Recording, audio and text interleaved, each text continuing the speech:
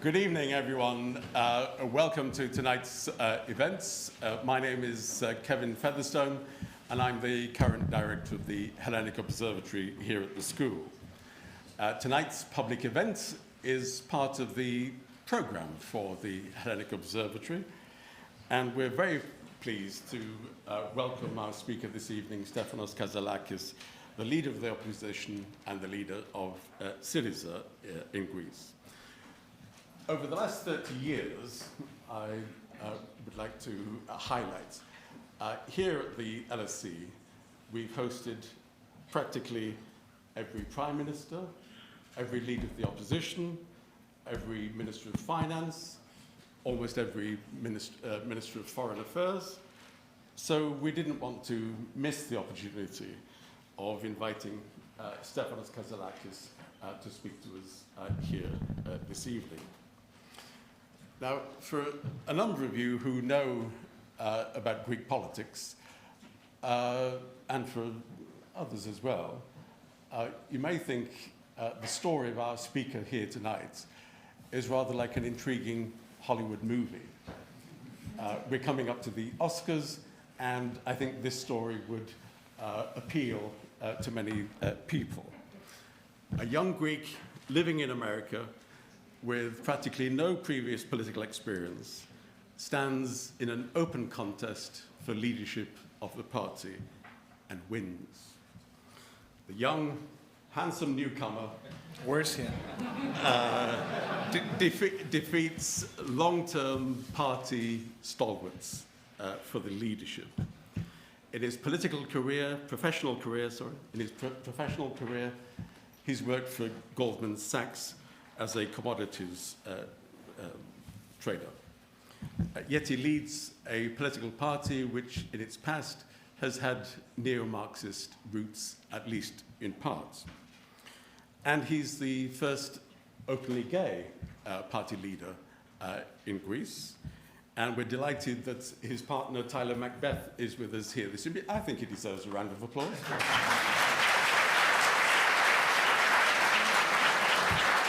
Kevin, it's his husband, because we worked very hard for that to be legal in Greece. Oh, okay. Oh, yes, indeed.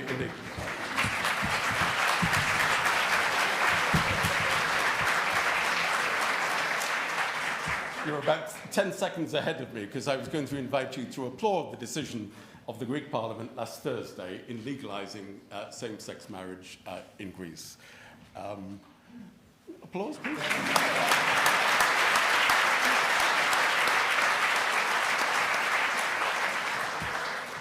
So it's a story of contrasts with very few precedents. Now, some of you are here, and I look particularly at the media who are here, of course, are particularly interested because our speaker is in the middle of some political storm in this last couple of days. And so we're delighted that he has maintained the commitment to come and speak to us here at the LSE.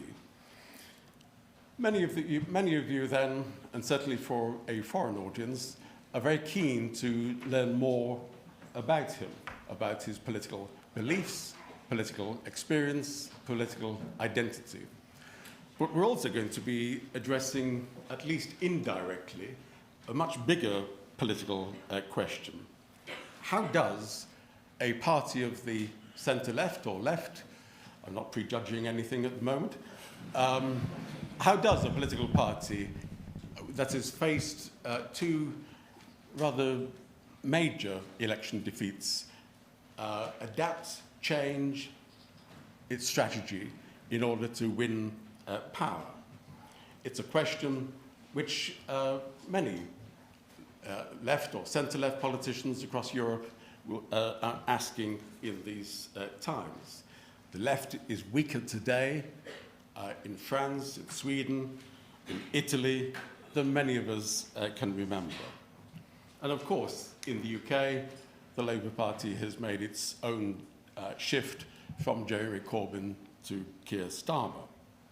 So there's much interest for us to discuss things this evening, both in a personal fashion and in terms of strategy and how to get the left back into power. Let me mention that a number of people are watching tonight's on live stream, and we hope to upload a recording. It's very important not to panic. We hope to upload a recording of tonight's event onto our website for the Hellenic Observatory at the LSE, and so I'm sure many people will be downloading that as well. So people are watching with the online live stream, but they're also watching on YouTube as well.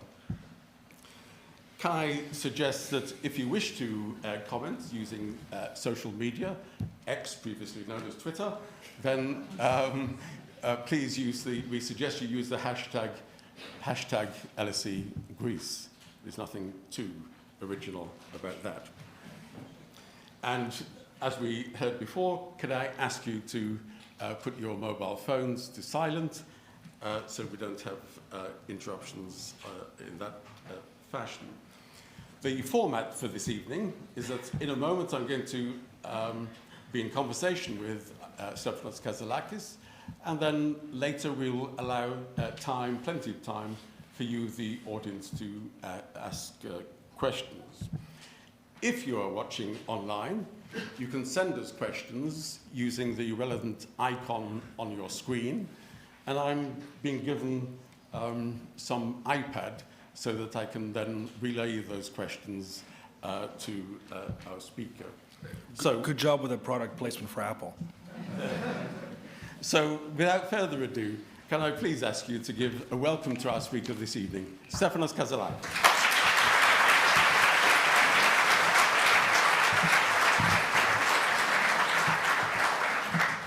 So, first of all, welcome, and thanks for maintaining this event.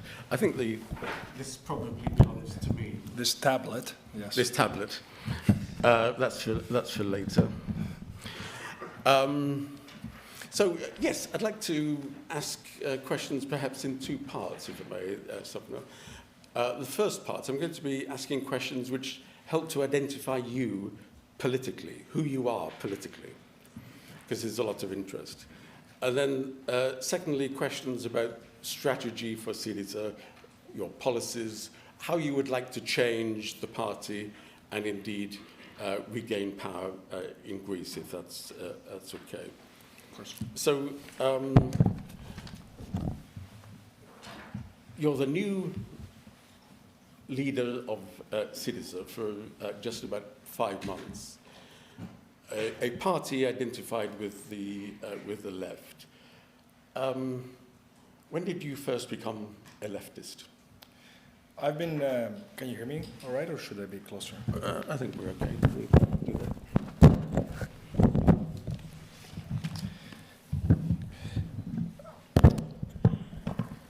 Hello from me as well, and wonderful to see such great attendance. Kevin, thank you for hosting me. You're very welcome. Here. I've been on the progressive side of the aisle for a very, very, very long time. A lot of you know that I volunteered for Senator Joe Biden in 2007, 2008, when he was running for his party's primary. Spent 6 months working for him. I spent 1 month working for him in Iowa in the caucus at the time. And Joe Biden, even though in Europe he has a view as somebody who's centrist, the reality is that in a lot of the battles in the Senate, he's been on the left. He's been definitely on the progressive side. For example, he was the senator who brought forth the Violence Against Women Act that a lot of people don't know about. He also had a foreign policy that was strong on issues such as genocide, and being proactive about that the U.S. has an obligation to engage in thwarting acts of genocide. He was very vocal about Darfur while it was happening, forgotten story for a lot of us here, but that was taking place in 2007, 2008, 2009. So that type of politics, which is strongly progressive when it comes to all issues of human rights, of inclusion, of economic justice, social justice, I think is something that I espouse, I've always espoused. I have made no secret of my belief that we need to have open markets. And I understand it's a departure from some of the rhetoric that exists in the philosophy and the history of the left. But open markets does not mean unregulated markets. It does not mean lack of collective bargaining rights. Okay. Which, if anything, we need to have, and Greece has completely departed from that tradition, and we'll talk more about the numbers. Yeah. But another thing that expresses me correctly, I think, or accurately, is strong national defense. Right? I believe in realpolitik and not in a pacifist reality. Okay. We'll come on to foreign policy perhaps later, but you describe yourself as a progressive with much experience with Biden and the Democratic Party in the United States. Would you describe yourself as a socialist? A neo-socialist, perhaps, yes. A socialist that understands today's environment and tries to achieve social goals. You know, I had a dispute, let's say, early on in my party because I said there's no reason to demonize the word capital. And in Greece, capital with a capital C, no pun intended, means the owners of equity capital against the laborers, which I fully understand have divergent incentives in a lot of things. But then there's also capital with a lowercase c, which is simply, in my view, a mathematical equation for the cost of a good and how that gets distributed in society equitably. And from that standpoint, for me, the most sacred capital is the taxpayer capital and what we do with that. Okay, but if you're meeting progressive politicians across Europe, do you say, hello, I'm Stefanos Kasselakis, I'm a socialist? I call myself progressive. That's the adjective that describes me best. You're here at the LSE with a radical history. Many of the students, some of the staff at the LSE in the past have thought about being progressive in relation to being Marxist. For people of my generation, we read things by Karl Marx and we discussed things by Karl Marx. Is that something that you did in your youth? Have you read writings of Karl Marx? I have read writings of Karl Marx. I've also attended the Wharton School of Finance, and there's a whole different set of theory that they espouse over there. In the end of the day, and allow me to say that humbly, we all need to have a theoretical, a philosophical context to our policy making. There's no doubt about it. But at the end of the day, you have to inspire people to be engaged in politics, especially in a country that 52% of the people abstained in the last election, I believe, and to explain things in layman's terms to them. The most Marxist thing I can imagine is to say that 1 ounce of action is worth 1 ton of theory. And so I am all in favor of having a philosophical underpinning of what we do, but we also need to be able to articulate simple policies for social justice, for growth, for inclusion to people in a way that makes them feel part of politics. SYRIZA grew from 3% to 35% in 2015, not because 32% of the country studied Karl Marx. Yes. It grew from 3% to 35% because people wanted an anti-systemic exit ramp from 5 years of austerity that led the country's coffers with a grand total of €0 and a third memorandum of austerity around the corner. In what ways are you anti-systemic? I think my whole life is anti-systemic.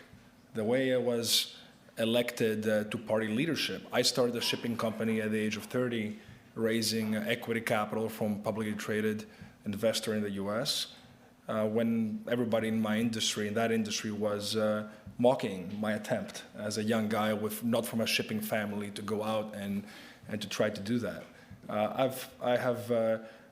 When a situation took place in Greece when I was 14 years old, and my family's, let's say, stability was completely capsized by an unjust situation. There was a corruption ring in the Greek court system, and our life changed dramatically at the time.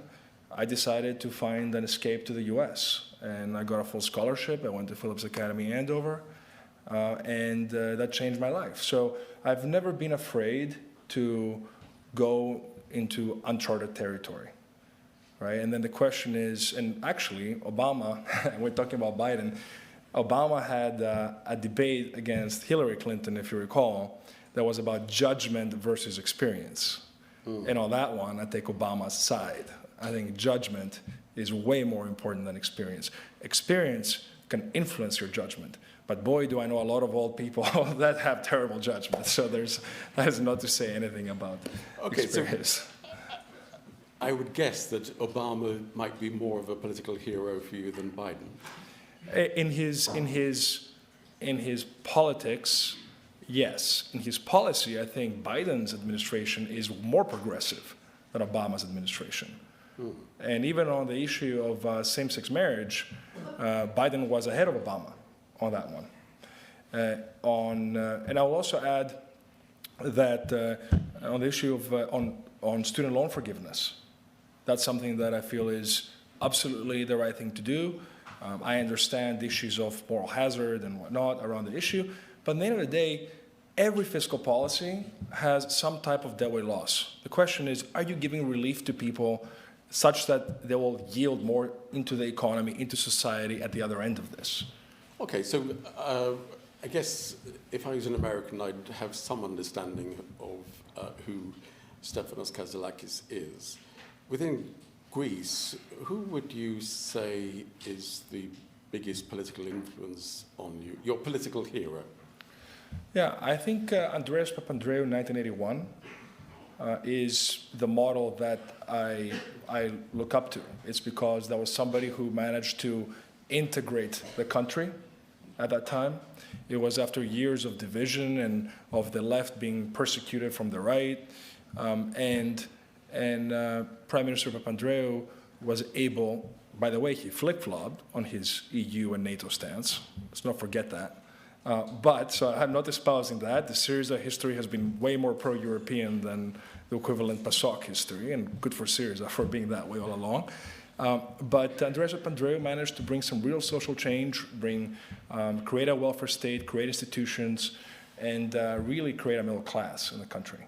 And so I think that model is the model that we need to implement now. We have 10 years of austerity with a governance under Alexis Tsipras that was one of the most capable governments in a very long time in Greece, that took a country from literally €0 in its coffers, took it to this massive cash cushion of €37 billion, and taking it out of the austerity measures, out of the troika, and also, and we need to give Alexis credit for that, creating the best debt relief negotiation outcome in probably the history of any type of country under duress. So. But Andreas Papandreou came to power as the leader of the pan-Hellenic socialist movement. And which later on bankrupted the country in part, yes. Okay, but in our conversation... New Democracy way more than PASOK, let's be honest. Yeah, but in our conversation so far, you're not that comfortable. I'm not afraid to be blunt. We need to call a spade, and respect people's intelligence and speak truth to power. Yeah, okay. Right? But in the conversation so far, you don't seem to be tremendously comfortable with the term socialist. I'm talking about today's terms. I mean, Andreas Papandreou himself in the mid-90s had said to people in his party how, my God, these new European leaders are a huge departure of the socialists of the 80s. that the third way, the whole paradigm had shifted, right? And now we're at the other end of this, where we've changed from an economy of wages to an economy of dividends. And that's why people are working and working and working, and there's nothing left in the bank at the end of the month. Young people can never buy a house the way the situation, the economy works right now. And that's why there's this type of social frustration that exists. And so if a socialist means somebody who wants societal equity, then yes, I'm a socialist. But what does it mean? Tell me, who is not a socialist by that definition? Somebody who wants only trickle-down economics? Is that somebody who is? Yes. Well, then I'm a socialist. Unfortunately, most governments in the UK would just be described as not socialist. But well, I think they're going to get their answer soon enough. Okay, very good. Just before we leave the United States, of course, there's been some coverage about your political career and political activity in the US. As you say, you worked for Biden in the Iowa states, etc. There were reports which you vehemently rejected of you being registered as a Republican voter. You were never a Republican registered voter. I have no idea how any paperwork with my name was registered in that party. I don't know if some person, like, in the US, they give you some forms or an election time, and I have no idea how my name got entangled in that.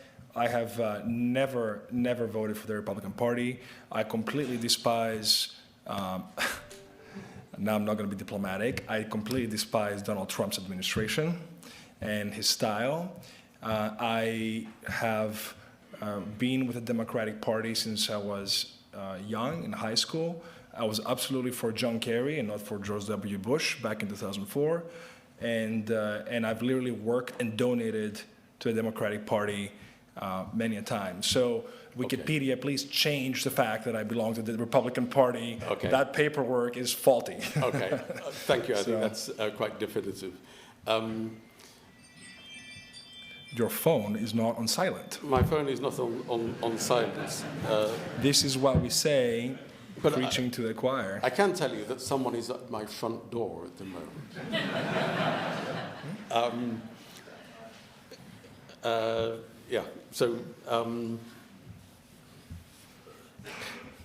Not many Greek politicians have worked at Goldman Sachs. How did Goldman Sachs... Did you say government Sachs? Sorry? I misheard, sorry. I'm not repeating that one. Okay. How did your experience at Goldman Sachs influence your politics? I think it influenced my life trajectory more than my politics. I was in 2008, after Joe Biden dropped out of the election, the primary, and with his campaign staff and Senate staff, Joe had hosted an event at his sister's house in Pennsylvania. And this great crowd of young people was eager to see what would happen whether Obama or Clinton would choose Biden to be Secretary of State after potentially beating McCain, and then to earn, a salary that you can't live on in an expensive city like Washington, D.C. And I thought to myself, gosh, this is like way too many factors outside my control for my life to go down that path. This is 2008. I start my senior year in college, and the economy collapses. You got Lehman Brothers in September, and then you have the whole string of events. And actually, Obama, I think, gained massive points, both by choosing Joe Biden, as well as by the temperament that he showed during the financial crisis. He was very calm and collected during those motions. And then we had the new government, 2009, Obama-Biden. I had the option to go work in the White House, and I chose to go into finance, and because I wanted to have more control over my life. So that was a practical decision, and also to be able to gain more more hands-on skills about how capital markets work. So my experience at Goldman was very useful in terms of figuring out who the players are, why interest rates matter, why currencies matter, why commodities matter, what is the balance of capital between corporates and mutual funds and pension funds and hedge funds and retail investors, all that nomenclature that is very esoteric but actually important to understand. And I was at Goldman Sachs when Greece was going through its first austerity package and the second austerity package. I was embarrassed for my country at the time, the fact that we had to go through that, and that we were essentially the first country in the Eurozone to be in practical default. And I felt very strongly about the young Greeks that were leaving the country. That's why I started a website at the time called CV from Greece that was advising young Greeks that had already left on their CVs and their cover letters, so that they would have a better chance to get a job, to get into a uni in other parts of Europe or overseas, because I thought we needed to give to our best solidarity for those people, such that when the country would stabilize, they could come back with some quality experience. Okay, perhaps we could... But that, Kevin, is socialist doing that. Yes, okay? It is. And that's socialist in action. Okay. And the thing that I learned from Goldman was that I do not want to be part of a business that is solely focused on capital or money, but I wanted to be part of a business that is focused on product. Okay. On an actual product you can produce and deliver, create a brand, and not be dependent on someone else for the rest of your life, for your career. Okay. Explain to an international audience then what led you to stand in the election for SYRIZA as leader. I wasn't intending on standing for any election within SYRIZA. I was in the party's state ballot, which is, for those of you that are not familiar with it, represents 5% of seats in the Greek parliament. It's like the Senate equivalent, where parties appoint people based on a ranked list. And so I was number 9 out of 15 on SYRIZA's list, which meant that I was solely on an honorary spot. And essentially a volunteer to support the thesis that SYRIZA could be a good governing party for the country. Can I just ask, who invited you to stand in that election? My predecessor. Right, okay. So Alexis Tsipras invited me to... And then Alexis Tsipras encouraged you to stand as party leader? No, he did not. Did anyone close to Alexis Tsipras encourage you to stand as party leader? No, they did not. Okay. So, but he did not discourage me either. So he was very neutral in the whole process, to his credit. In the sense of being silent. Oh, and also practically, I wanted on my own merit. Yeah. And it was very important for me to win this thing without someone else, hand-holding me. It's my fight to win, right? And so I don't need anybody to goad me to carry me around. I'm A-okay, the way it is. So I was in an honorary spot, volunteering for SYRIZA, and there was only 20 days that I was announced until the May election. And I ran around parts of Greece, Athens, Crete a little bit. And then we wake up on May 21st to this shock, that all of a sudden we thought we might have a good chance to be government, and instead we're losing by, 20 points. 20 points means the country does not recognize you as a governing party. Doesn't mean what you think of yourself. Perception is reality, especially in politics. So 20 points means the country is saying you are not a governing party. Because Alexis still is very popular, always has been very popular. He has no scandals attached to his name. He's a really wonderful guy, and he had a capable leadership overall. And so the question is, why did people not trust SYRIZA? Then we have the period between May 21st and June 25th, the repeat election. A lot of people had abandoned the process of supporting SYRIZA and supporting Alexis, etc. Alexis had created a 20-person committee of essentially fresh members and future cabinet secretaries or whatnot. That was insinuation.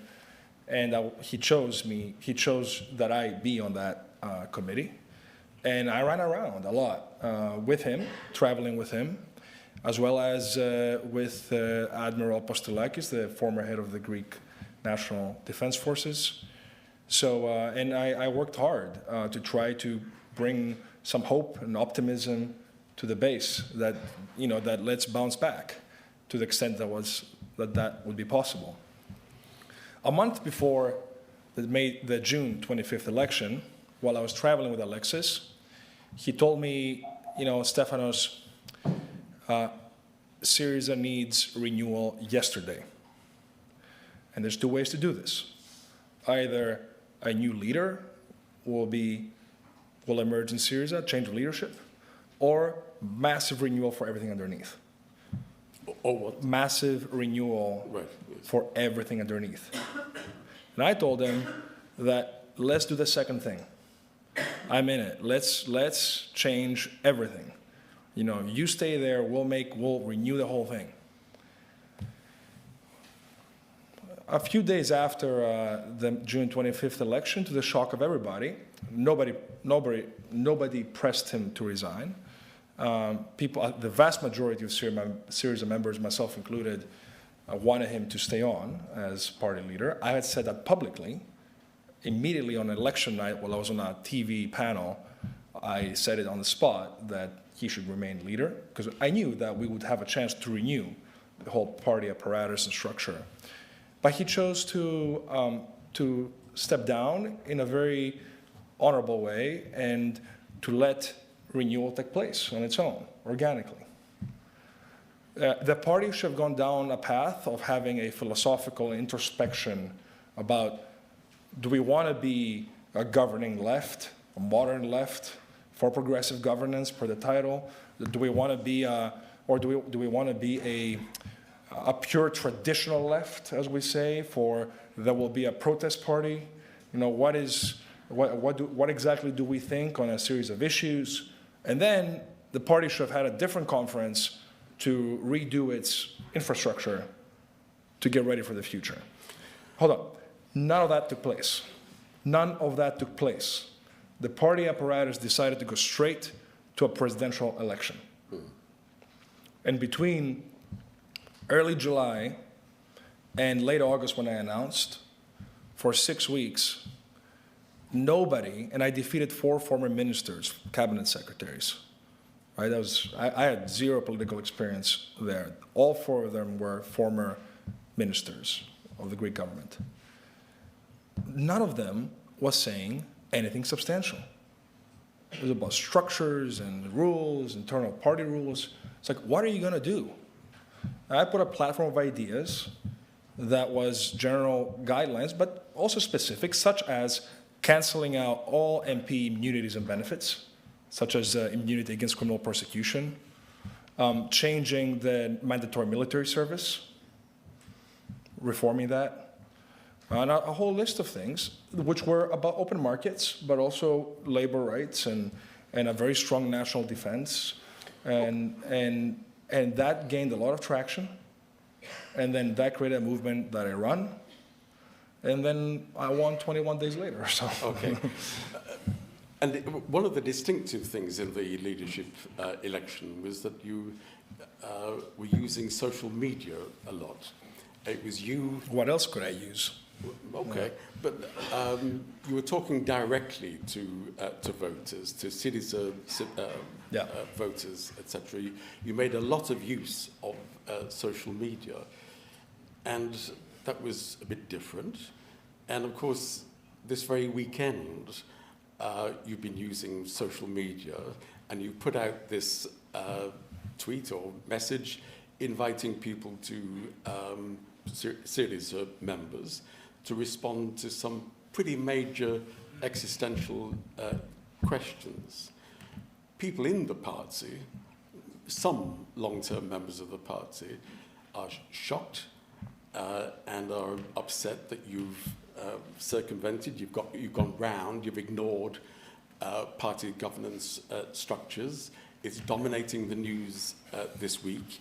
Why didn't you seek party approval first? Who did you ask in the party before you invited party members to vote on these pretty major questions? First of all, maybe you should remind everybody I am the president of the party. Okay. And I was elected.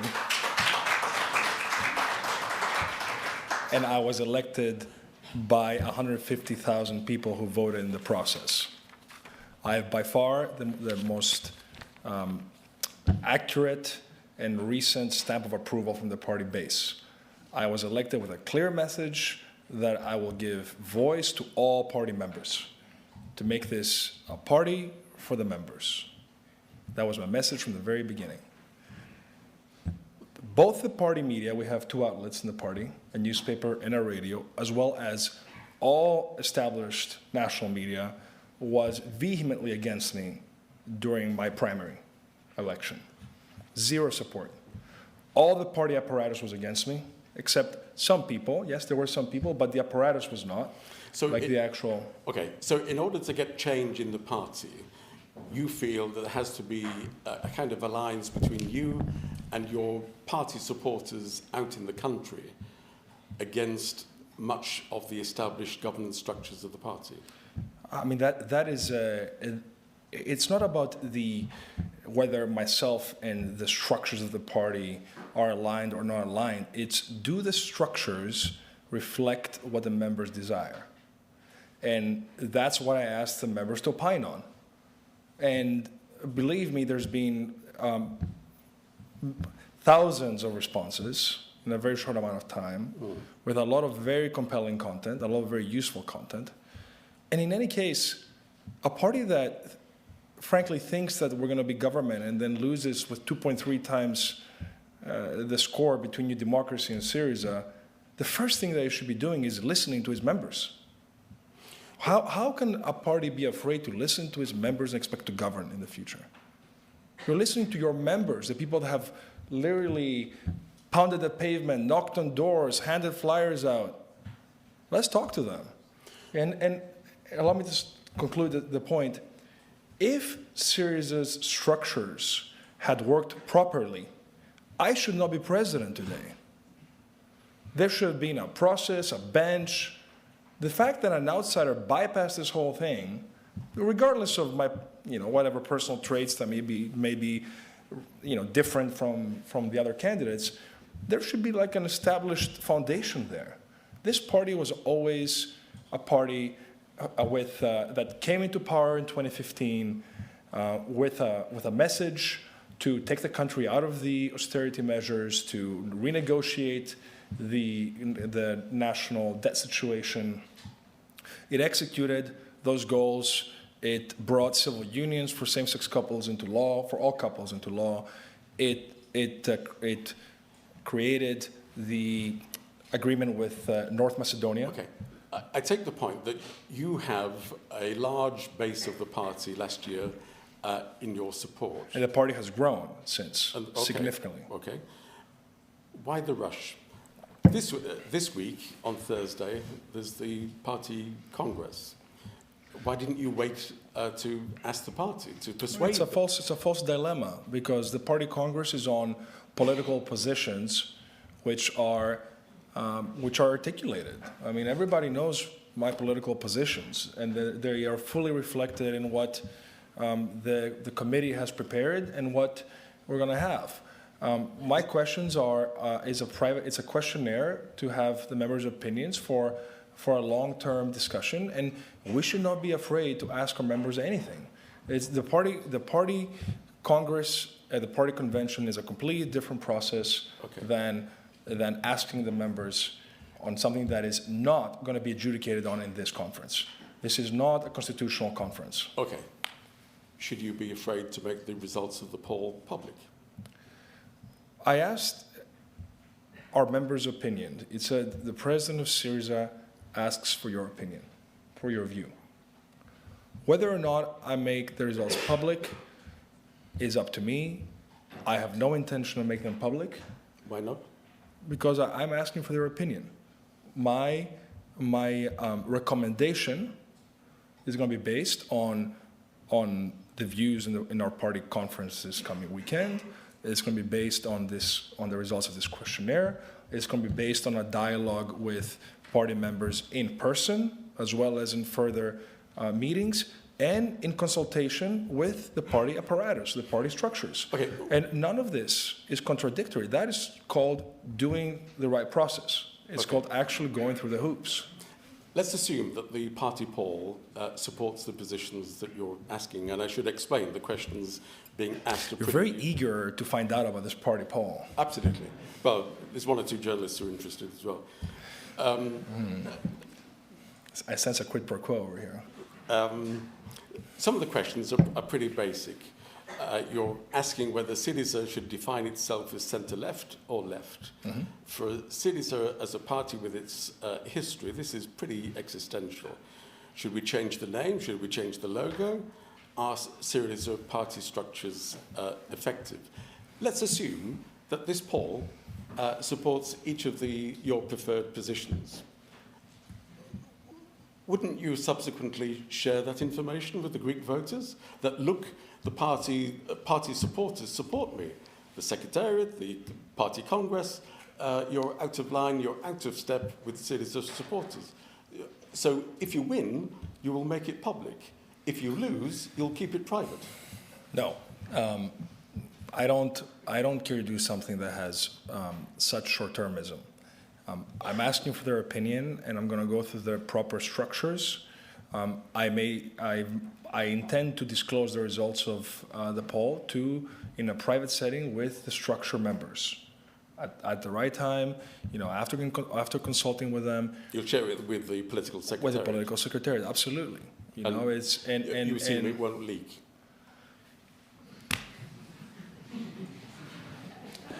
I learned very early on in Phillips Academy, my boarding school, a very important motto for life and for business, which says, no assumptions, no assumptions. Okay. And I espouse the motto to the day. Look, okay. It's leak or no leak. The fact is, people know when something is authentic, right? And we cannot be pretending that to be everything to everybody, right? What is the left? The left, above all, especially in Greece, is a way of life. It means people who put solidarity above personal interest, the people who fought against the right, the people who were exiled, the people who care about social justice, reducing inequalities, the people who go out of their way to help somebody in need, to help people with no voice. Well, that is the left. It's a way of life. It's not just a book. It's a way of life. And that's why my relationship with a lot of the older generation left, let's say fighters and people who really fought for the cause, is excellent. Because they've been anti-systemic. They've literally gotten beaten up from the system physically. And they see somebody who's radical like they have been in their lives in trying to change things up in the country. So the left is about your psyche, your mind, about a way of life.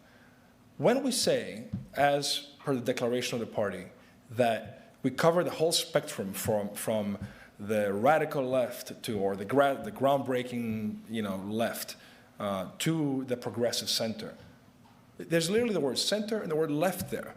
Combine the two, what do you get? Center, left. Left, center. You name it whatever you want to name it. Okay. But there's no doubt that our policy program is center-left, de facto. Now, we are way more active in terms of having Keynesian economics, a government that wants to use its balance sheet to solve social issues. And I absolutely agree with that. This is a crony capitalist economy that has a huge amount of nepotism, a rule of law that is that has been under attack, huge reforms that need to take place. We need the government to solve issues. The free markets are only concentrating wealth in a few families and not creating any type of decentralization or type of social mobility in the country. Okay. So from that standpoint, we are absolutely a progressive party in the center-left political spectrum. Okay, so that raises questions about your relationship with PASOK, the... 1/3 of PASOK voted against same-sex marriage or didn't vote for. That, you don't call that a center-left party, forgive me. That's just not... I was very direct from the very beginning. When it comes to human rights, there's no asterisks, no questions. This is who we are. We're an ideologically concise, compact, cohesive party. But then that question... Thank you. That question has come up very recently, but when you returned from the US, you made a decision to join SYRIZA, not PASOK, but your heart was in a center-left political formation. So why didn't you join PASOK? I mean, Alexis Tsipras himself espoused the progressive center, which represents me. You know, if the progressive center were not part of SYRIZA, I probably would not be part of the party, right? I mean, that was part of the issue, that there were different voices with different rhetoric standpoints that created confusion in the people.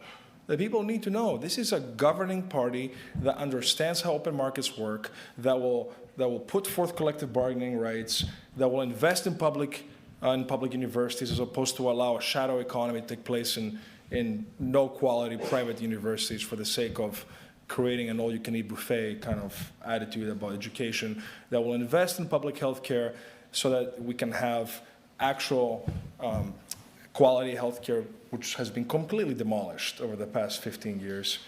So during SYRIZA, in fact, thank you. I wish there were more of you like that.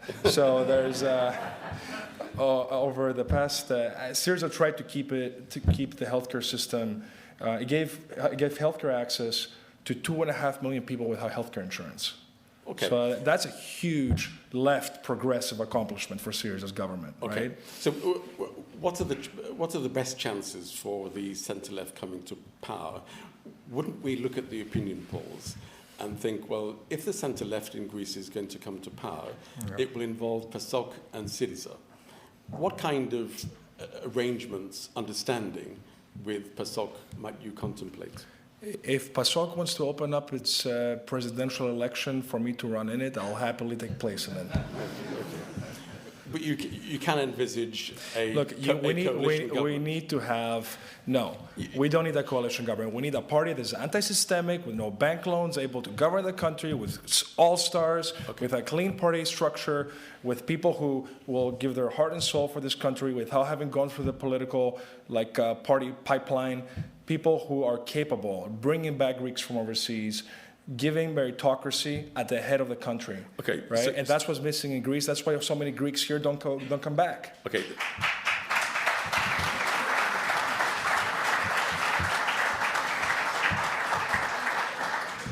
So for all of those reasons, there are no circumstances in which you'd have a coalition with PASOK in government.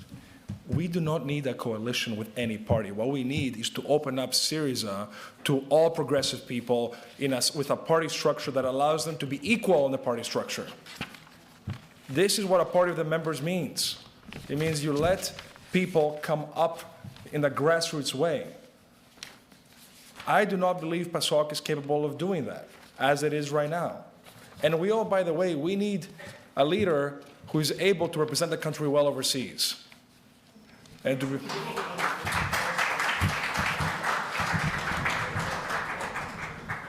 okay, let's try to touch on one or two policy questions.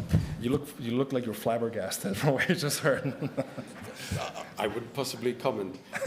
On one or two policy questions, you've made various pronouncements about the need to change policies. A party in your position would think of the need for new policies and the need to ditch some policies. Give me an example of a new policy you would like to have and an example of an old policy you'd like to get rid of. I would like to have a Marshall Plan, domestic Marshall Plan, for climate adaptation and for housing. SYRIZA actually handed over a series of maps for the anti-flooding measures that need to be taken and kind of redoing the zoning. We have very bad infrastructure in Greece right now when it comes to handling natural disasters.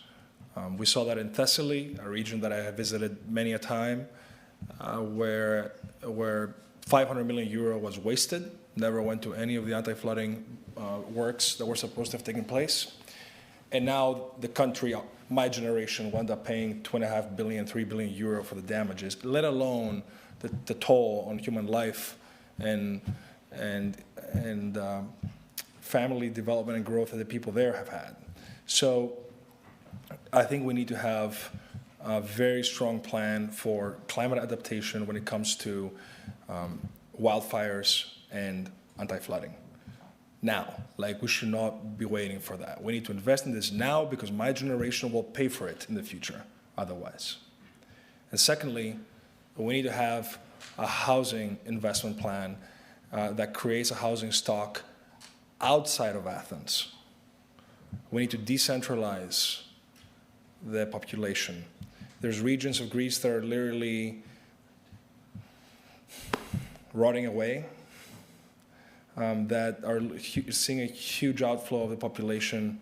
They're seeing industries disappear. I was in Western Macedonia a couple of weeks ago, Thessaly about a week ago. We need to create hubs where people can go there, and between housing incentives, the public universities, research hubs, and digital nomads, and tourism, not just beaches, but we need to have all year-round tourism, including in industries such as, by the way, vineyards. There's no five-star resort, give you an example, in vineyards in Greece. We could have our own Napa Valley. Now, we don't have that. And by the way, unlike Napa Valley, we have ancient theaters to complement that all over the country. Other countries, the US has natural gas, we have culture. And we're not creating a year-round economy around that. Okay.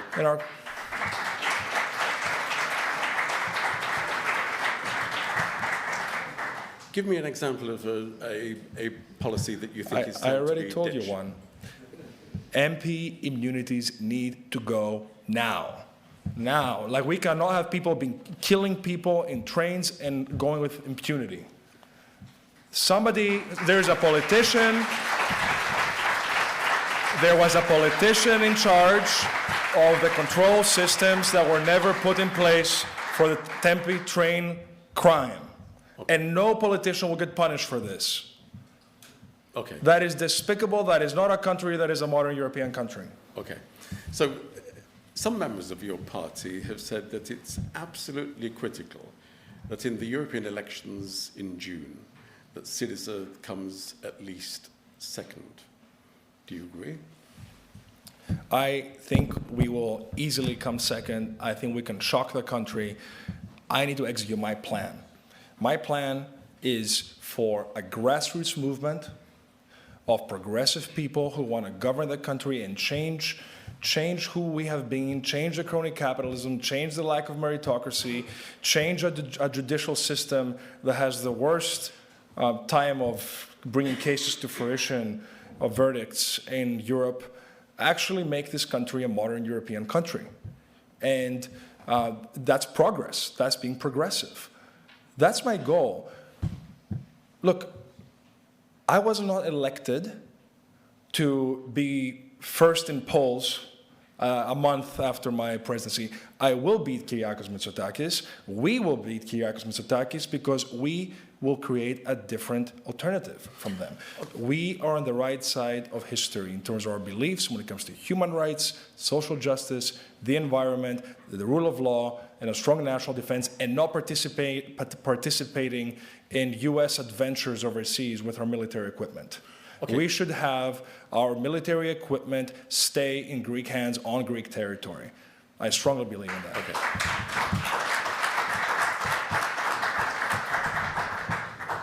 What if in the June elections SYRIZA comes third? If you're looking at the opinion polls, Why are you asking hypothetical that will never take place? well, okay, but if you look at the opinion polls today, you wouldn't immediately conclude SYRIZA will come first. So let's think of the scenarios. When have opinion polls governed a country? Okay. Well, you're asking party members in an opinion poll at the moment. They help in governing. They are instructive, they're a snapshot, but leadership governs a country. Okay. And so my job is to bring forth 40 people in a primary that for the first time in the country is taking place in a grassroots way, from the bottom up. Okay. I am not going to be deciding who's going to be on the list of 40 people who will be representing SYRIZA in the upcoming European Parliament election. Our base will be deciding it. Anybody can become a candidate for European Parliament without having a clique in the president's office, without having a connection, any type of acquaintance. Okay. And that is a huge innovation that, frankly, is way more important than your poll question. The fact that sometimes in society something changes. Okay. And for once, everybody has a chance to be in politics without having to sell himself or herself to any type of quid pro quo.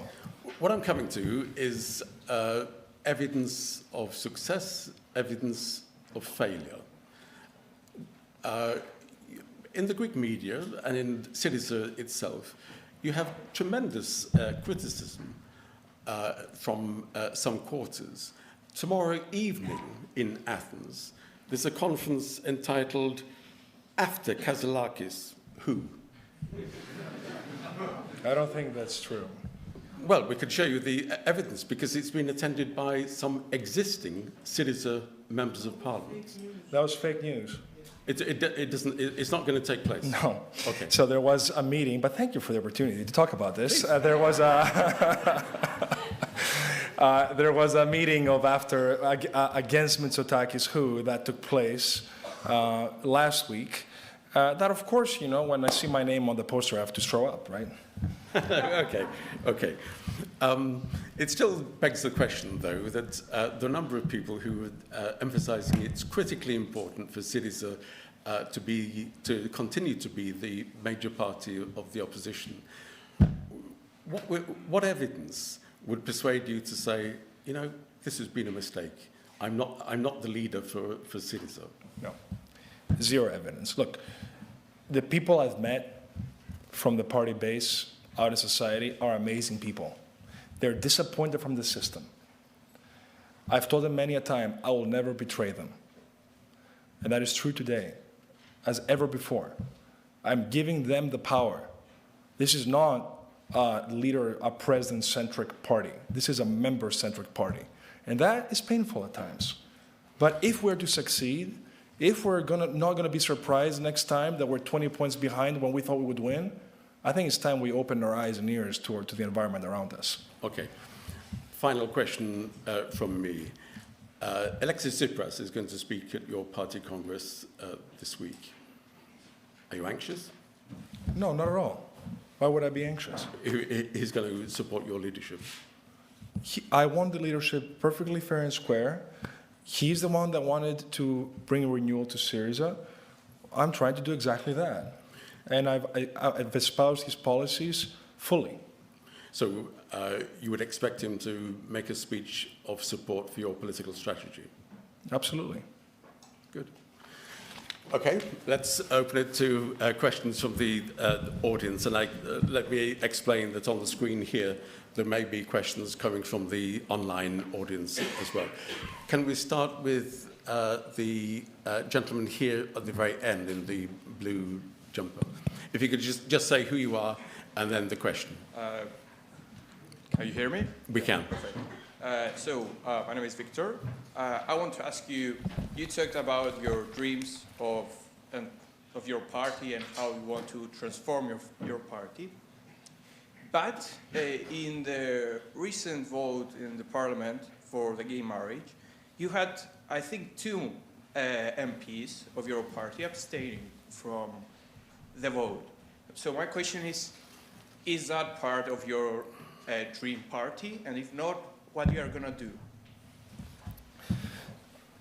Thank you for the question. There was only one person who abstained for ideological reasons. The second person who abstained had personal work reasons. He's an expat member of parliament, and he had a professional conflict at the time. He had a statement on that. I will make my announcement of my decision at the right time. I think we have waited for decades for this bill to pass. I think we can wait a few more days for that to come to fruition. But the important thing is that the lives of people are better today. We shouldn't lose the eye from the ball, right? We should keep our eye on the ball. The eye on the ball means the country is better off because SYRIZA made this happen. Without SYRIZA's votes, this would not be law today. Okay, thanks. And we have a question here. It's a microphone. Yes, thank you. My name is Featherstone from MERT, the Greek public broadcaster. You said, I heard you with great interest. You said you replied to Kevin's question that when he asked you about the question, and if you asked anyone, you said that you are the president of the party. The party's communique yesterday reads, "We are not a leadership-oriented party. Chimeras and conspiracy theories are not of anyone's interest." How can you combine the two? How do you hear this? You said you're the president of the party. How do you perceive this communique there? Thank you. I'm delighted to hear that there's no chimeras and why not, and that it's not and this is not a presidential-centric party. I fully agree. It's a member-centric party. And that's exactly what I'm planning on continuing on doing. I'm planning on giving the members of the party a voice and equal access to going up in the party structure. If we don't implement meritocracy and open our gates to the new members in the party, then how can I credibly say to the country that we're going to bring meritocracy up and down the country structure and economic structure? We need to first prove that ourselves in our own house. Okay. Can we take the lady here, please? Yes. Hi, my name is Ifigenia Mumzi. I wanted to ask a question from a different point of view about Greek politics right now, because the truth is, New Democracy won with 41%. We have 3 far-right parties in government. In my opinion, Greek society is in a dire situation. What are the challenges ahead for SYRIZA to beat this, and why is it a necessity for SYRIZA to win? Thank you. Thank you, Figenia. We do have 3 far-right parties in parliament, but I think we should be optimistic. Why? Because this election and the whole verdict of future elections is ours to lose. We lost because 600,000 SYRIZA voters didn't show up. They didn't go to other parties, they just didn't show up. They were disappointed by 4 years of not, in my view, doing the needful to create a clear message to the country about how we intend to govern and with which people. That's why it's very important to me that we have a clear ideological cohesive message to the country. So for the previous 4 years, Alexis Tsipras had the wrong strategy? No, that's not what I said at all. For the previous 4 years, there was confusion in the Greek public about what SYRIZA stands for. And it's not his fault. He kept saying things the right way, right? But there was confusion. And so, and the policies, the election program was very clear, but don't forget, we're also dealing with state of propaganda. You see the rankings in terms of freedom of press and rule of law. You know, the media interests have been against explaining to people that, hey, these voices within SYRIZA don't represent the government program. Just focus on a few minority voices, which have since left the party. And so I think we have a very clear ideological compass right now about where we want to be and how we will govern. And I think we need to motivate people that SYRIZA will remain anti-systemic. that SYRIZA will be the party that has the power to bring this radical change that we need to the country. Good, thanks. Can we take the gentleman on the second row here at the front? Thank you. My name is Andreas Kutras. I have a point of order first, is that Tsipras never negotiated any debt relief. It was his predecessor, Samaras, and Venizelos who negotiated the debt relief. If anything, Mr. Tsipras actually added 76 billion into the debt. And if anything else, he actually sold or hypothecated I'm sure the there's a Greek question assets for coming. 100 years. But my question is the following. SYRIZA is not a party, it's a coalition of smaller parties that the only cohesive glue was the protest against the memorandum. What makes you think that you can turn this coalition of misfits into a political party? First of all, thank you for the question. It's a very friendly question.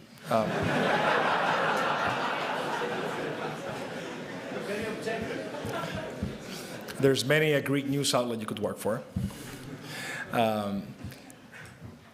I disagree with both the premise and the characterizations.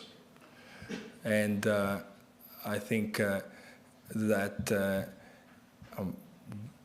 if there's one truth in what you said, I think it's that we need not to be a coalition, but we need to be a punch, a strong, radical punch for social justice and progress. Thank you for the question. Okay. Can we take the gentleman here at the front, please? Yes, Tony Barber from the Financial Times. You used the phrase in your introductory remarks a couple of times, crony capitalism. And this was the kind of phrase that was sometimes used to describe Greek business before the debt crisis erupted, and sometimes in connection with the idea that government and business and public administration were all sort of interlinked in rather opaque networks of cooperation. Do you think then that the experience of the debt crisis, the upheaval that society experienced through those years, in the end, not a great deal changed in the structures of the Greek economy and politics, public administration?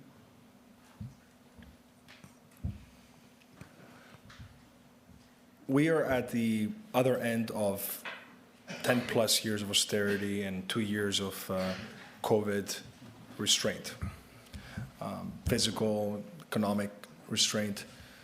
And I think that we are not yet done in the process of bringing forth the right reforms. I can give you a lot of evidence of why crony capitalism exists today. The biggest of it all is the fact that there's been minimal reform in the country's judicial system. It's the bane of every entrepreneur's existence.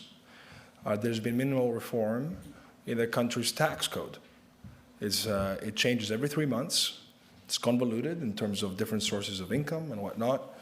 And there's this absurd thing, in my view, which is the advanced deposit or prepayment of the following year's income tax, which by itself is like a self-fulfilling prophecy for tax evasion. So I want to do away with this prepayment of income tax. I want to simplify the tax code so there's very clear there's only one source of income that's taxed at a progressive scale, and create a tax code that is stable for 10 years to bring investment in the country.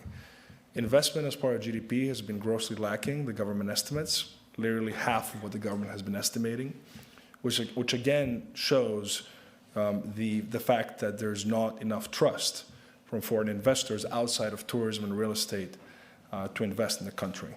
And so I think we have a long way to go on that. I am absolutely in favor of inclusive growth and open markets and bringing foreign investment in, but we also need to have the right collective bargaining rights, especially with AI around the corner, artificial intelligence. We have a situation where the purchasing power of the Greek population is number 24 out of 27 in the European Union. We've had this huge wave of internal devaluation since the financial crisis, since our issues. I think it's time that the government step in and actually reform its internal its internal government transparency and the judicial system and the tax code, and give the right incentives for people to, with a public healthcare system, for people to take private initiative. And because right now you're afraid that something bad's going to happen to you and you're going to be stuck for a very long time. How can you have small-scale entrepreneurship in a banking sector, by the way, that doesn't give credit to a lot of small entrepreneurs or startups? There's minimal credit from banks, while the Greek banks are some of the most profitable in the whole of the Eurozone. With some of the, partially because they charge a huge amount of fees for transactions. I think we need to have some bank regulation urgently when it comes to that one as well. Just building on that.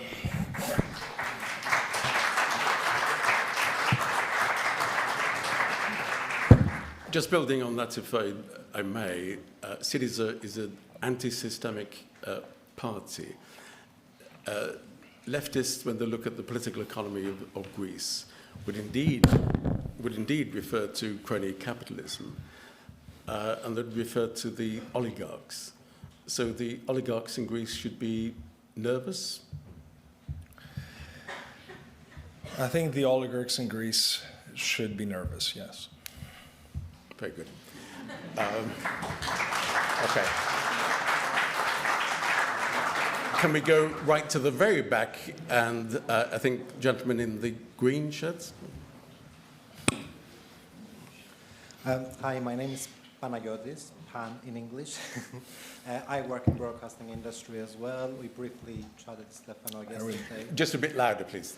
Sorry, yes, my name is Panagiotis, Pan. We briefly chatted yesterday. I work in broadcasting industry as well. I was going to ask you a different question, but now I'm going to ask a different question, which is related with tax. I'm going to tell you what I experienced very briefly. No, if you could just ask us the question. The question is, okay, there is a big proportion of Greeks who still avoid taxes. A doctor, I had the surgery 12 months ago. I paid £4,000. He declared 400 euros out of the 4,000 euros I paid. And believe it or not, he put the 3,600 euros in his socket. It's not a figure of speech. It's what has happened. And this doctor has merchandise and offices, prestige offices and houses.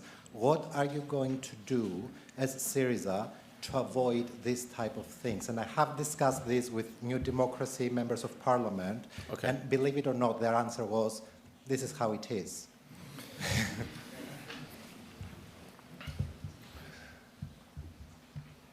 There's some practical issues involved in your question, and then there's the central, let's say, philosophical issue. I'll start with the latter. Why should a citizen respect the state when the state does not respect the citizen? It is not coincidence that Greece went bankrupt, de facto. It comes from that lack of mutual respect. Being anti-systemic and radical left, as we say, is the opportunity to fix that. It's the opportunity to say, we don't care what all the lobbies are saying, who gets insulted, this is what needs to be done, and it's going to be done. And to be very clear about it. And I think that's a great opportunity that we have under my leadership going forward. We need to change that. We need to change the attitude that keeps a lot of Greeks outside the country, that how the heck are you going to come back if you're going to essentially stoop down to that level to play the system, as opposed to just living your life regularly, focusing on your family, on your success, and feeling that there's a path to have social mobility. Okay. So to the practical issues. There's a question here. Hold on a second, though. Oh, sorry. On the practical issues, a big part of this comes from changing the tax code, simplifying it, making it fair, making it transparent, easy, and giving incentives for people to keep receipts such that they can expense from their personal income taxes at the end of the year their medical expenses. If as a consumer you get a big deduction on your income tax because you pay 4,000 euro, then you're going to demand that receipt. There are solutions here to this. Clearly, though, it's a political decision not to implement them. Okay, gentleman here. Hi, my name is Isaac Aripidis. I'm a Greek correspondent. I'm a correspondent for Greek media. A very simple question. If in the coming European elections, the difference between SYRIZA and the winning party is more than 20 points, that will be a reason for you to resign? No.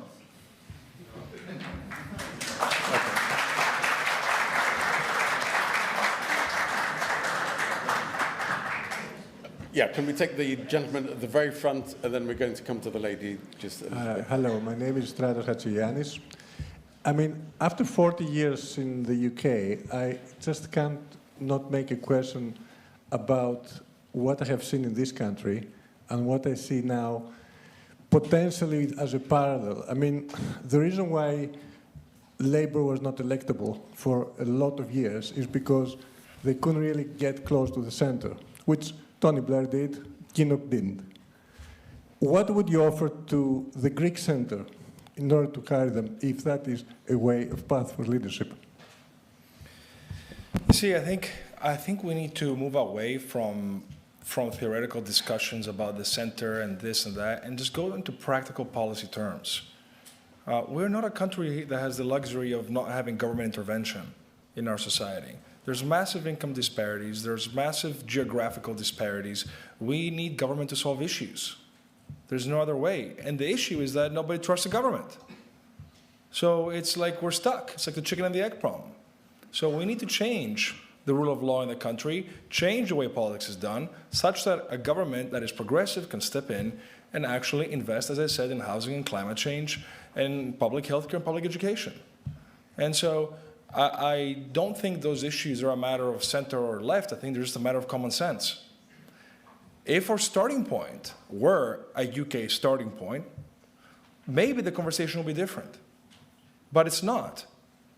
We need government to have a role after all these years of the public sector being degraded. While the UK was having primary deficits in between 2010 and 2014, there's similar magnitude deficits, about 4.5% in both countries, Greece and the UK. The UK had growth after. We just lost all the GDP and kept going having internal deflation. We have a completely different starting point than the UK. We need government to have a role in our country if we're going to be sustainable and resilient for the long run. Okay. Could we take the lady in the orange or the brown gentleman? Thank you. Hi, Stefanos. Angela Spatharu. You spoke a bit about the role of AI and the complexities this might pose, but there's another aspect of AI, data and technology, which is as an enabler for rule of law, transparency, a better functioning economy, better access. What's your party's view on technology? We absolutely endorse technology. I'm trying to digitize my party dramatically, as you may know already. I think technology can be an incredible tool, as you said, to bring about transparency and even prevent crime, for example, right? You can use patterns to understand that we have to be very careful about technology governance and joining forces with the rest of the EU to create the right framework for the right governance that we need. But in terms of AI and labor, it's a paradigm shift of what's taking place. And I think collective bargaining rights are very important, such that everybody can participate in this. We need to have a plan for that. That as the composition of talent changes, not just in low-skilled jobs, in a lot of high-skilled jobs. Architects, for example, will have pressure from AI. We need to have the right type of transition and retraining tools so that they can participate in the value added from it. And by the way, the Greek market is not 10 million people. It's 450 million people. It's the common market. Plus, we should be using AI and the high level of English knowledge and know-how in our public universities and the regional universities such that we participate in the big market with services. That's, I think, the real plan that we need to have when it comes to technology. Okay. If I could go to some of the questions coming in online, I'm going to group a few questions. Essentially, they ask for your position on Gaza and the right of Israel to defend itself against terrorism. I'm summarizing here, but where do you stand on the conflict? Do you condone the large number of civilian deaths in Gaza? Alternatively, shouldn't any left party be, quote, more supportive of Israel's right to defend itself against jihadist terrorism? Where do you stand? I think there should be an immediate ceasefire in Gaza. And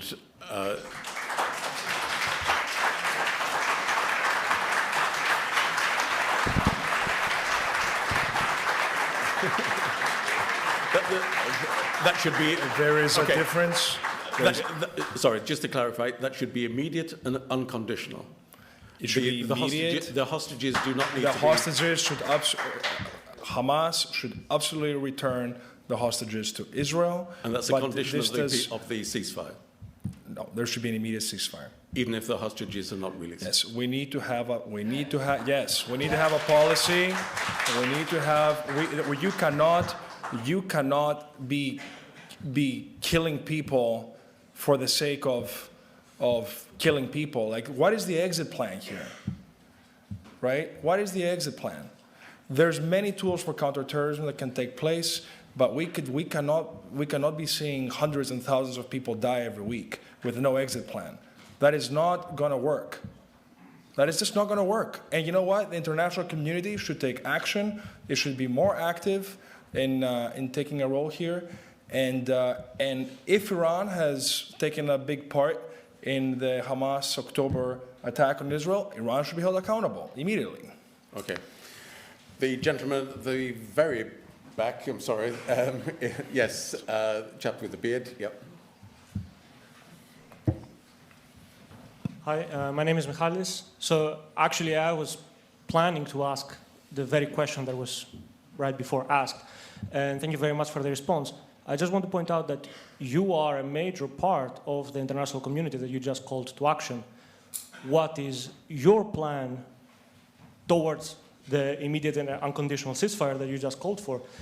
I mean, specifically to anyone who is paying attention, it is becoming of growing importance among the young Greek left that the international relations of the country starts to reflect the morality of a large part of the voters' base. Are you willing to publicly and openly condemn the war crimes committed by the State of Israel right here, right now?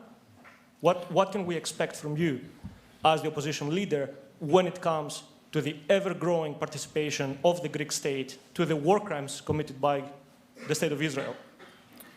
So let me say that there's things that I may think within myself, and there's things that I can say publicly. So from that standpoint, I think that to the extent war crimes are taking place in Palestine, and let me remind everybody here that it was the SYRIZA government that changed the term Palestinian Authority to Palestine in all Greek formal documents.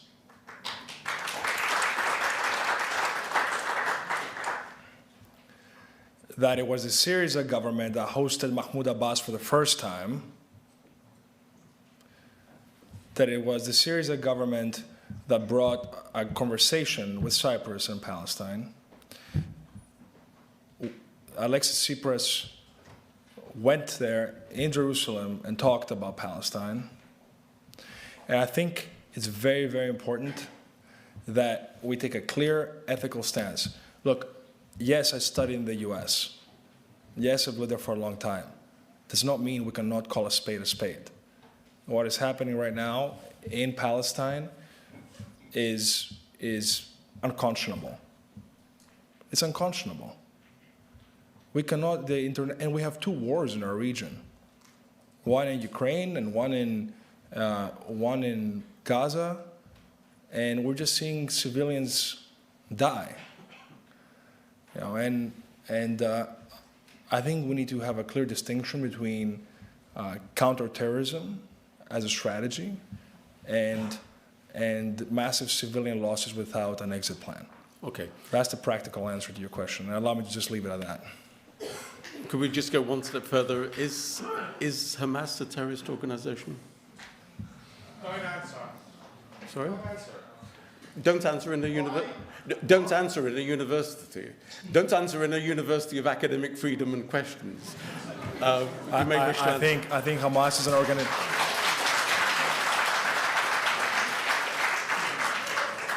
I think the actions that Hamas has taken are terrorist actions. Okay, good. Let's. Right. I'm sorry. There's lots of questions. The gentleman just next to you here. Yes. Yeah, hi. My name is Nikias. I'm a farmer in southern Greece. If you take the starting point 1981... Where are you? I don't see you. Oh, there you are. Okay. Yeah, hi. Hi, Stefanos. Hi. I'm a farmer in southern Greece. What do you cultivate? What do you think? Are you asking me if I'm going to be in favor of legalizing it? They have drones. Now they're using drones. Yes, I am in favor. No, they don't all cultivate that. A majority of the population do that. If you look at Greece, taking 1981 as the starting point, for the last 43 years, the 2/3 of the prime ministers of Greece were US university graduates. If you look at the last 20 years, only Alexis Tsipras didn't study in the US. From that point of view, you as Stefanos, are you happy with the record of the US graduates in Greece, in Greek politics? And do you think we should carry on voting for American university graduates as political leaders? I'm not happy with the record, and I think what you study doesn't matter. I think what matters is what you've learned, your judgment, the fact that you have clean hands, meaning you want to offer your services to the country without entering politics poor and exiting politics rich. You know, I think that's the most important thing. It's about public service. Public service should be an honorable thing and something that people can do ideologically. And I think we could use more examples of that in Greek politics, and that's what matters ultimately. Okay, let's take just two questions. The gentleman here. Oh, sorry. Yes, gentleman there.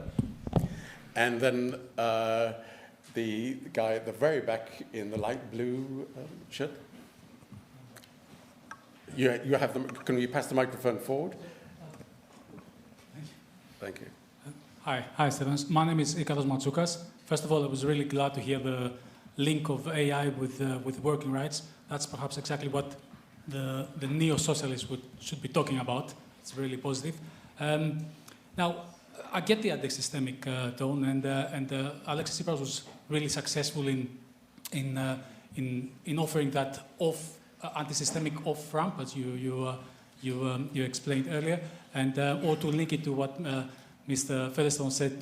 He offered the Greeks. He told the Greeks that they have nothing to lose but their chains. But felt like in 2019 that message was slightly obsolete to a vast majority of Greek people. What is besides the anti-systemic tone, what is the new narrative, the no-nonsense, one-sentence new narrative that you will offer to Greek people? I've stated my vision very clearly. I want to create a path for the Greek dream. It's different than the American dream. It's a dream that within our culture that we're very proud of, we can have a pathway for people to prosper in their country without needing to emigrate, without needing to engage in street-smart behavior that makes them feel unethical, without needing to have an acquaintance to get a job, without needing to move within the country to be able to survive. How do you do this? You do this with 4 pillars, in my view. The first one is with a strong foreign policy and national defense. The second is with a modern society. That entails, of course, a modern system of education, but also entails inclusion and inclusiveness when it comes to all human rights, including, by the way, on migration and refugees. The fact that we had 650 souls get killed in the Greek search and rescue zone last summer and there's no investigation internally in the country, in the Coast Guard for that, I think is a sad moment for our nation. It's, and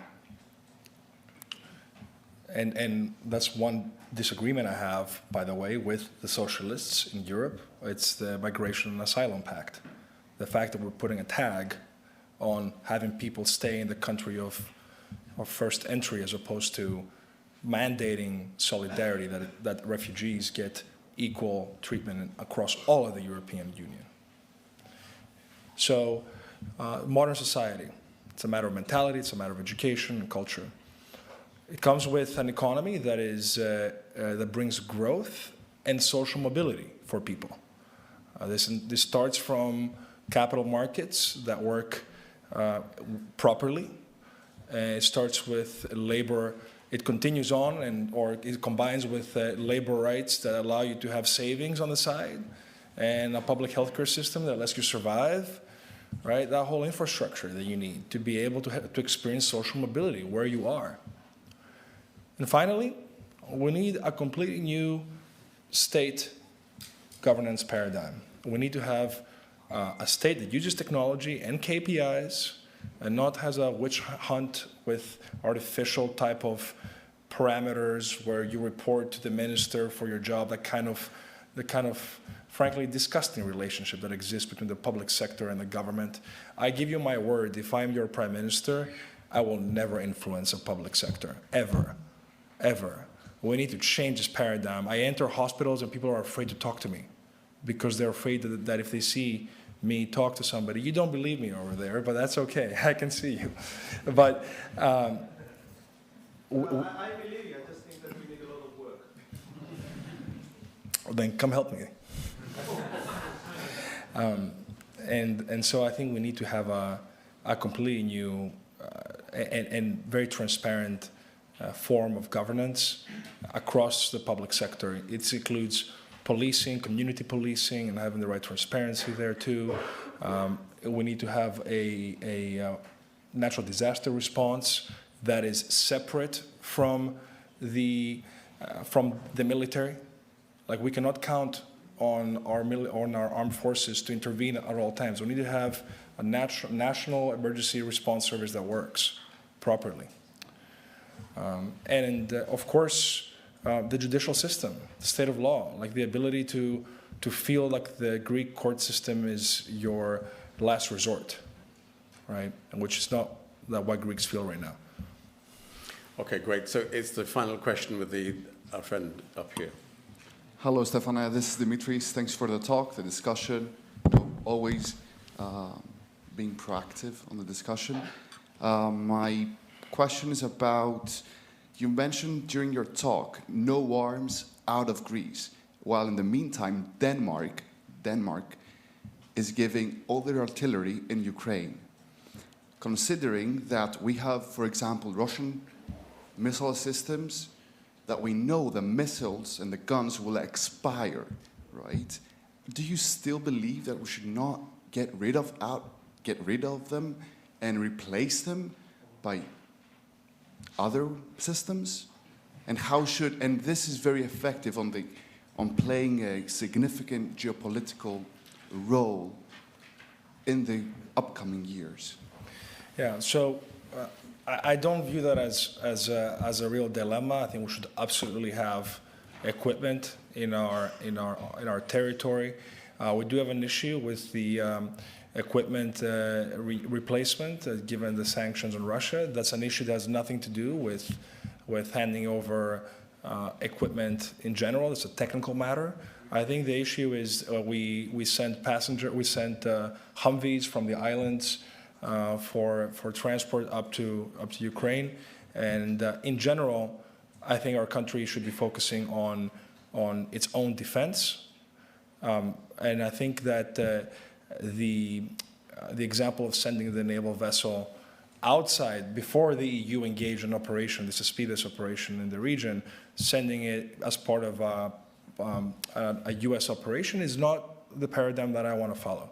I want to follow a paradigm that abides by NATO defense and by EU defense planning and EU operations, up to that point.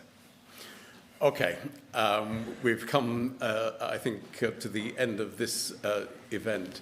In a moment, I'm going to ask you to join me in thanking Stefanos Kasselakis. Can I just say, though, that for, just over 90 minutes, he's been willing to answer questions on almost anything, and that's highly, we appreciate that very much indeed.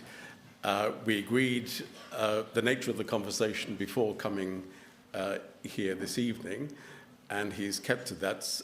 He's been very willing to answer questions on a whole host of issues.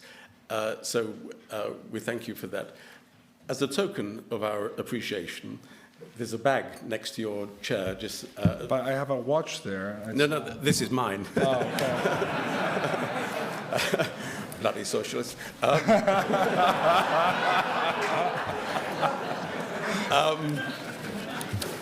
Could you just call socialist thieves? No. No, but there's also something in the bag as well. Okay, let's open this first. Okay. I note that it's in red, much appreciated. Or fuchsia, whatever this is. Burgundy. Very well packed. Yes. Somebody tells me it's an LSE pen. Let me see. A Waterman Paris. Let's see. Open it. Okay. And it is an LSE pen. An LSE pen. There you go. Also in the bag, if you want to look in the bag as well. There's more. The hat. The hat. So, of course, given your American background, we thought this would be a perfect thing. So, as we finish, can I just mention that you're all invited to continue the conversation with a reception immediately outside the theatre up here for wine and drinks.